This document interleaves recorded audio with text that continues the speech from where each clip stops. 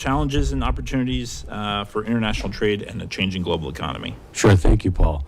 So actually, I was going to answer part of this under another question, but one of the things that I want to do as a U.S. Senator is ensure that the United States, has independence, regains independence for oil and gas, gains independence for future energy, maintains and gains independence for critical technology, including microchips, and develops and maintains and gains independence for food.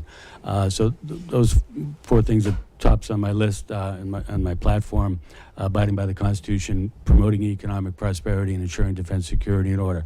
I've also spoken at length many times about I would want to take a step back and look at countries that we should not be trading with. And on that list, I include communist countries that are pushing drugs into our country, terrorist harboring countries that don't have fair trade, and countries that have human rights violations. I want to step back. And a couple of things there. One of them in particular, I think China is waging chemical warfare on the United States. They're producing synthetic opioid called fentanyl, and pushing it up through China. It's the major cause for 100,000 deaths. So that's one sanction I want to do. I'm actually also in favor of putting back up the wall. But with those sanctions, what I look for that to happen, it could be somewhat disruptive, but it also could create jobs here in Vermont. So if we stop importing a widget from China, some industrious Vermonter will fire up a factory down in the Precision Valley or Brattleboro or up in Burlington, and that would have made in Vermont, made in America. Good. We'll jump right into our first question, Anya. We'll start with you. Housing prices have become increasingly unaffordable, especially for first-time home buyers. What do you see as the primary barrier to creating more housing that is affordable? And what policies would you advocate for to address this issue, which affects first-time home buyers especially? I think that this is a twofold issue. One is a federal, one is a state. I'm going to focus very much on Vermont right now. And that is that the cost of land in Vermont is higher than the national average. It's between $2,000 and $15,000 just to get started in the building process. And that doesn't even count what you're going to have to pay to Act 250. It's very much... It almost feels like the state of Vermont doesn't want new housing, that they make it as difficult as possible. And it's negatively affecting recruiting for workers. It's negatively affecting the amount of money that people are paying for housing, especially in the Chittenden County area and Brattleboro and some of those other places. But it also affects the rural communities. And I think that we need to focus on making the building of housing more affordable, also focusing on rehabilitating some of the older buildings and houses around the state that may not be in the shape to have people live in them now, but we could be working on rehabilitating them to create more affordable housing. I know personally I probably have 7 or 8 houses off the top of my head that could be rehabilitated. And I think that we need to get creative when we're looking at housing. I mean, rent prices are up, but for young people to be able to afford a house, there has to be good jobs, a willing bank, a mortgaging company to help them, and they have to be able to afford that payment when they're done. So there's many steps that we can take in this process. I'm looking forward to working on it on a federal level. I think it's very important to work on inheritance tax for land, especially for agriculture, to make it more affordable for young people to be in agriculture, all of those things. So I think my time's up by the nodding you're doing here. We're getting close. All right, thank you. Erica, question is posed to you. Housing is becoming unaffordable. What do you think the problem has been, and what would be your solution on how to address it? This is a great question that I don't know I will have much effect on from the federal level.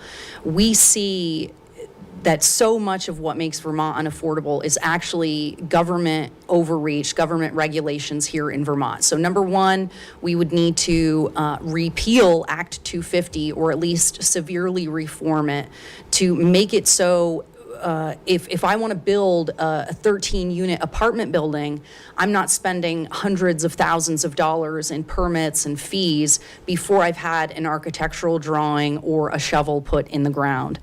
I think in the short term, we have to address the fact that one of the big things we're dealing with is also market forces, right? So Act 250 is preventing us from being able to build new housing, or it's making it cost prohibitive, which makes investors want to go to places like North Carolina, Tennessee, or Texas, where they're seeing a boom in population. So Vermont, we're seeing our population shrink.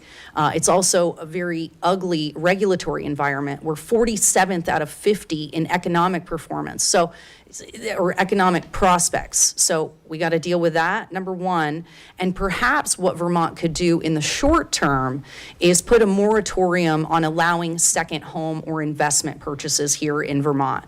If we already have a housing shortage, and then we have a pandemic where everyone wants to flee large cities and come to our beautiful little state, we need to make sure that the housing stock is actually for local people, and this includes especially in Burlington, where we see that UVM actually controls the majority of our housing stock, of our apartment stock. So short-term moratorium on investing and second homes while we reform Act 250.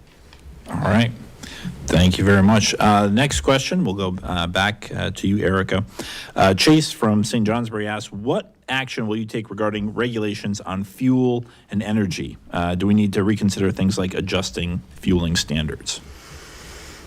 Oh, this is a great question. Before we even think about having our unelected bureaucracies make another decision about what fuel economy should be, we need to restore construction of the Keystone XL pipeline, and we need to repeal somehow, hopefully through the legislature, the Biden administration's moratorium on energy here in the United States, right? So they're trying to claim, oh, well, we're not blocking permits or anything, but what they are doing is blocking permits for the road construction to do the drilling, for wastewater construction to have these permits actually be able to drill and produce oil. So the number one problem that we have is the Biden administration. So I would love for us to actually, as a legislature, make it so that the president cannot legislate with a pen. We need to severely limit the president's ability to write executive orders and demolish huge portions of our economy with just the stroke of a pen. Thank you. Anya, what are your thoughts on fuel, energy? What actions would you be taking? So I am much in favor of reopening the XL pipeline, the Keystone pipeline. I would also like to see us not only drill for our own oil, but begin refining it again and to become an energy exporter. It was good for our economy when we were doing that, and I'd like to get back there.